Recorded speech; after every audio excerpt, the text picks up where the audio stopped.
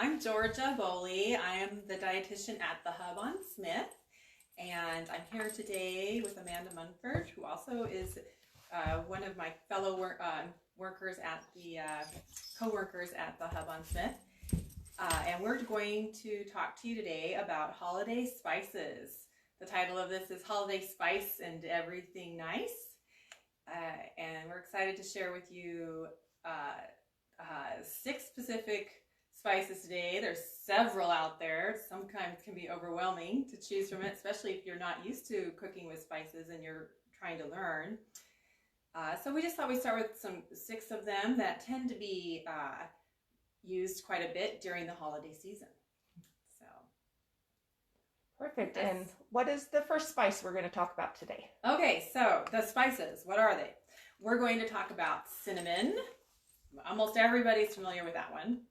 We're going to talk about nutmeg. Nutmeg is very interesting, and I learned some new facts about nutmeg for preparing for this presentation, which I'm excited to share with you. And ginger, which is this root, so you can get it fresh, which is really not what you think of as a spice when you use it fresh. You can take the skin off of this root and chop it up or grate it and put it into stir fries, that sort of thing. Or you can buy ginger dried, which is more the like spice form. And then cloves, and this is ground cloves, but this is actually a flower bud off of a tree, and this is the flower bed, or this is the actual whole clove. So that's a whole clove versus the powdered clove. And then we have allspice. Allspice is aptly named because it is the flavor is like a blend of clove, nutmeg, and cinnamon, but it is its own unique spice, and it is also derived from a tree. Yes. And it's an unripe berry, is what I think I learned. No, oh, I'm sorry, it's from a plant. It's actually also called a Jamaican pepper in some parts of the world. So it's actually like the berry of a plant, and when it's unripe is when you actually harvest it, and it gives that flavor. So allspice, also some places in the world called Jamaican pepper. And then the last but not least is cardamom. This is one that I'm just getting used to using more and more in the kitchen, and I just love this. And here it is in a whole form, these little pods, which you could put into tea and steep in the water, or steep in the water in the tea to get that flavor out. Or you can buy it already dried and crushed, powdered in this form. So, and that is actually a fruit seed. So this is cardamom is a seed from a fruit. Okay, so there's the 6 spices: cinnamon, nutmeg, ginger, cloves, allspice, and cardamom. Delicious. Love it. Yes.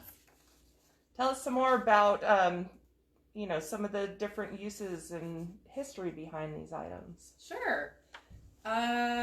So cinnamon, most of us know, are familiar with it and its use. I found that cinnamon is kind of fun, like all of these actually. You can take them savory or sweet. Typically we think of cinnamon, specifically here, as sweet, but a little bit in some chili can actually really add another dynamic to the flavor of the chili sauce. And I think it's kind of interesting when you think about the history and the use of these particular spices, which are really Eastern derived. So Indonesia, Jamaica, some maybe Africa as well, but Eastern islands, like the Spice Islands kind of area. And because they're derived there, they're more of a staple, evolved as a staple there. So they tend to be more in like staple foods, like main dishes, like entrees, so like savory dishes, versus the more Western places or Europe, where it was more of an exotic experience to have these spices like nutmeg, like allspice, like cloves, and cinnamon. So it was a treat. And so we've kind of evolved in those cultures to have it be more of a sweet. So that's kind of interesting when you think about. So the use, around the world is very much related to, is it kind of, very affordable, easy to access, so you want to use it a lot, or is it really hard to get, so you all of these herbs, spices, you can take savory or sweet, and you can play with them, and you can Google different recipes for that. And before we move on to more of like the nutritional properties, any other uses that you can think of to share that? Well, I was just going to mention a lot of these things, especially like the cardamom and the ginger, you mentioned it, but you see it more in, the Middle East and India. My first example of having cardamom was in a latte at an Indian restaurant that they served it as, kind of your dessert course. You had this beautiful cardamom latte. Yum. And, you don't always see it, but it's delicious. And if you haven't tried it, I think people should. It's super delicious. It's very, I like to add it to smoothies in the morning, like just a banana, oat milk, smoothie with some ice and some chia seeds I add in there often, and then some cardamom, just because that's a nice flavor. Absolutely.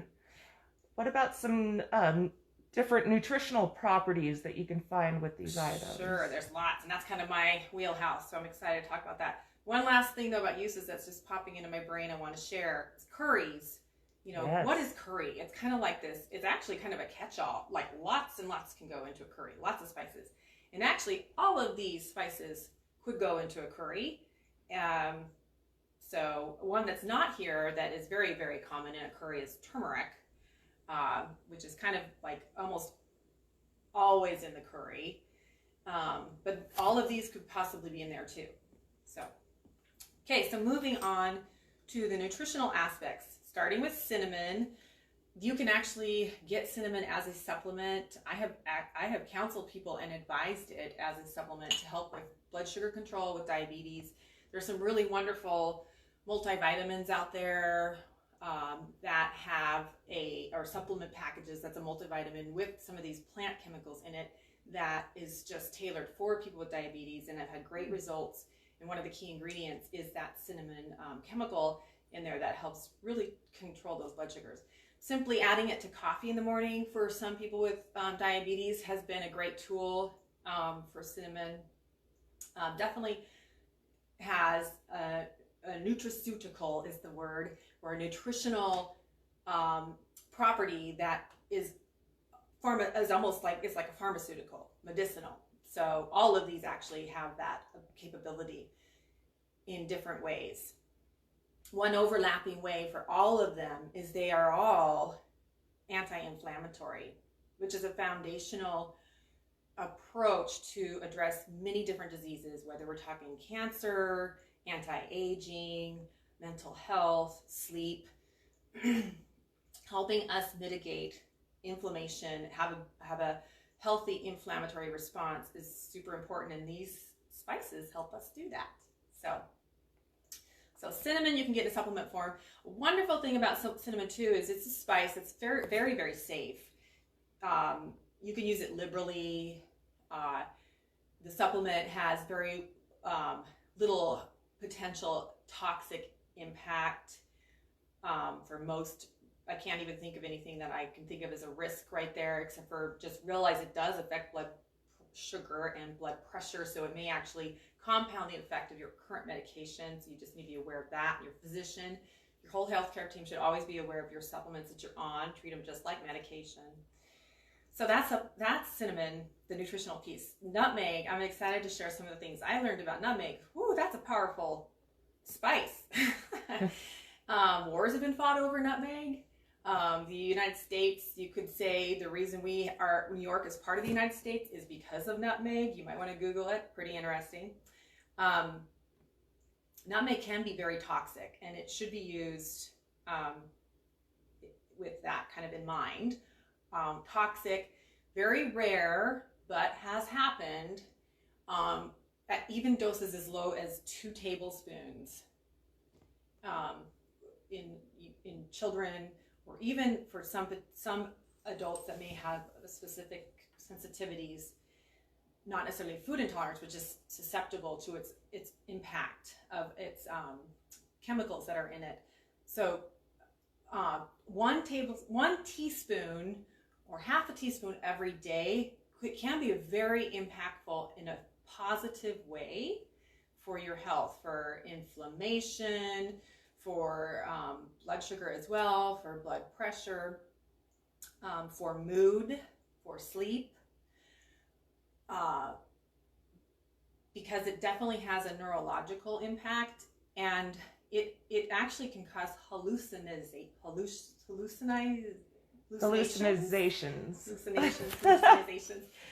Can make you hallucinate if you take it too much. Like, I don't know where that dose would be, but that's definitely getting into its toxic impact. So that was like, whoa, wow, that's kind of crazy that it is just something you buy over the shelf, and it could cause you to hallucinate. And definitely do not recommend doing that, because it is not good for your body to take that much. It's definitely a toxic load on your body. But half a teaspoon to a teaspoon can truly help with, I didn't mention, so pain, depression. It has a neurological impact that's beneficial if used appropriately. And it's a nut that comes from a tree, and you can buy the actual nut and grate it fresh, and it smells amazing. This is just the dried spice here, the dried and powdered spice. So nutmeg, I really wanted to talk about that one. Ginger, again, another one that's like cinnamon. I think a lot of us are very familiar with it. You can get it in these different forms. You can also get it crystallized like a candy. You can get it in gari, which is the like pickled ginger that you get with sushi, that little pink ball, that little pink ribbon pickled thing that you get, that's ginger pickled. And ginger is great for digestive system. It's anti-inflammatory, all of them are, but can really help with bloating, with dyspepsia, with like gas issues, gassy bloating, upset stomach. Very common that you'll see ginger in a tonic or tea for that issue. It does have, they all do kind of in their own way, but it does have properties that help prevent cell damage. So some of the research I look at for cancer prevention, ginger is often, you know, there's research that validates its use in helping reduce risk of cancer. Cloves. When I think of nutrition or like its nutraceutical effect, I think first of toothache. Have you ever Absolutely. heard of people? I've used it. Yeah, I actually have too. And you have to be careful. Like, I've kind of burned my skin, my gum, by doing it. It's they consider it one of the hot herbs, Okay. and so yes, it can burn the skin if you're not careful. Okay, like capsaicin, Mm-hmm. maybe, like, so it's just a pepper chemical. And yeah, so so use it carefully. I'm not saying go and pack your toothache with cloves. That's, you know, for your physician or some, you know, for you uniquely to be addressed in a health care provider manner. But it can really help. It's like a topical numbing, and also it's very antibacterial. So that's a wonderful, unique property to cloves. And what else is that? The antibacterial. There's some properties in it that help with liver health. Supporting the detoxification work that the liver naturally does. It's our big center for detoxification, breaking things down that have to be removed from the body or building things, and all of that requires keeping that whole system clean, running cleanly, and many different food items can help support that process, the liver detoxification process. And it is the chemical in it is eugenol, which is shared with nutmeg, or shared with allspice. They both have that chemical in it, phytoplant chemical, natural chemical, where that nutraceutical property is coming from. What else? Oh, yes, there was one other thing I remember I wanted to share with you about manganese, or I'm sorry, about cloves. It is a good source of manganese. Which manganese, what is that? It's a mineral that is essential. But most of us think, maybe some of you are thinking, does she mean magnesium? Because it sounds like magnesium, but it's not. It has its own essential role.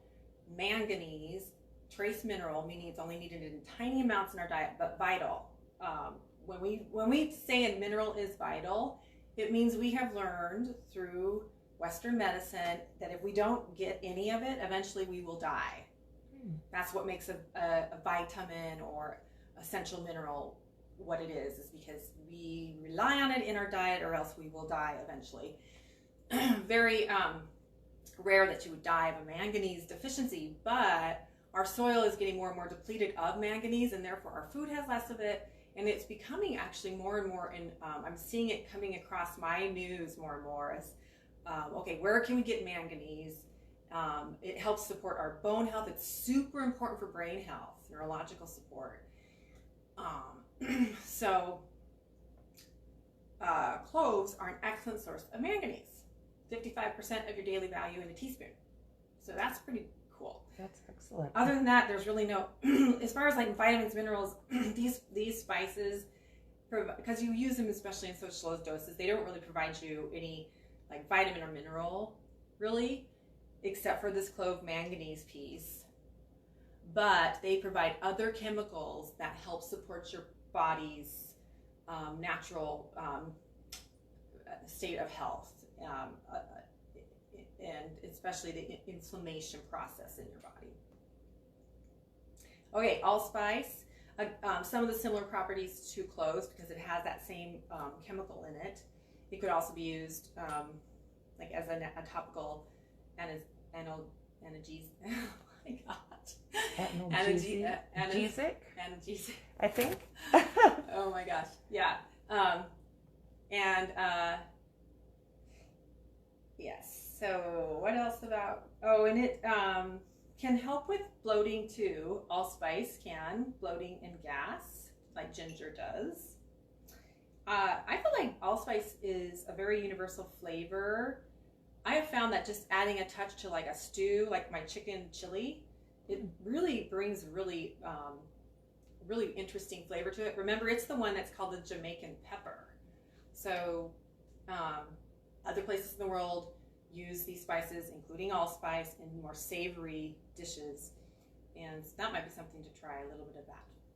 The last but not least is cardamom, the one we were just talking about. Like, this is the little fruit seed, and then this is it crushed. Again, I told you about how I like it in smoothies. And it has some similar properties to ginger. It's actually in the same family. So that's the digestive, anti-inflammatory support that it could help provide. Okay, so any questions for me?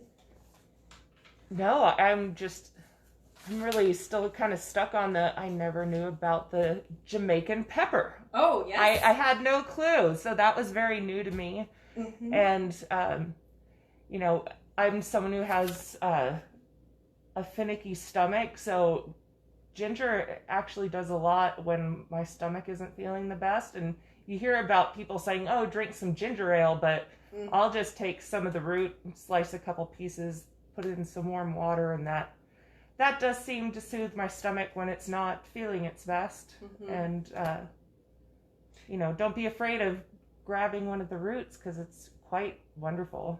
Yeah. And sometimes it's like, okay, well, I'm only going to use a little bit of it, so why would I buy this whole thing? And then it just sits and wilts or gets shriveled up in your fridge. One way to help keep this, you know, fresh and preserve it is to, when you buy it and use it the first time, just shave the whole thing off, cut it all up, and use the meat that you need to use for that dish or that tea, mm-hmm. and the rest of it put in your freezer because it'll keep longer and it's ready to go.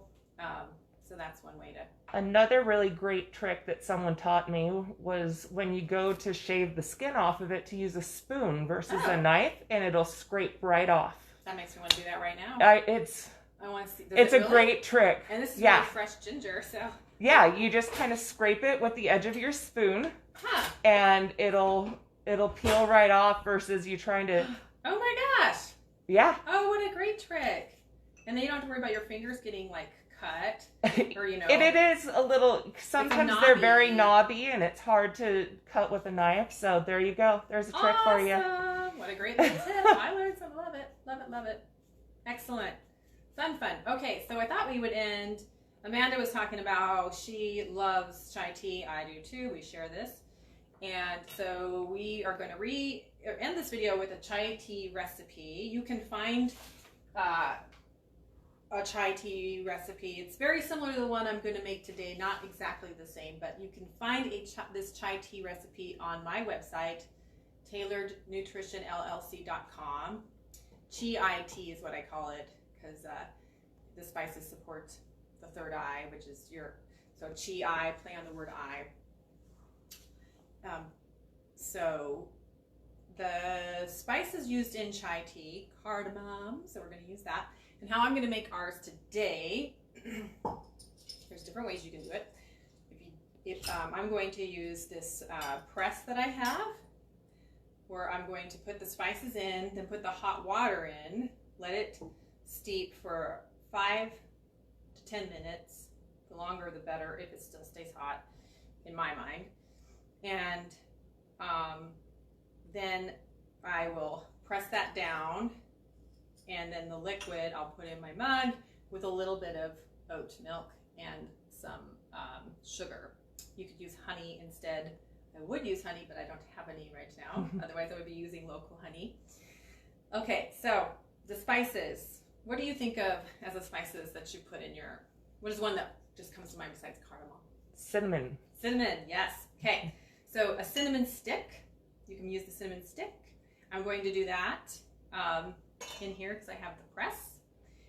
And then, and cinnamon, by the way, it's a bark off of a tree. That's why it looks like this. And then they grate it. Okay, and then the cardamom. I'm going to use 4 of the cloves.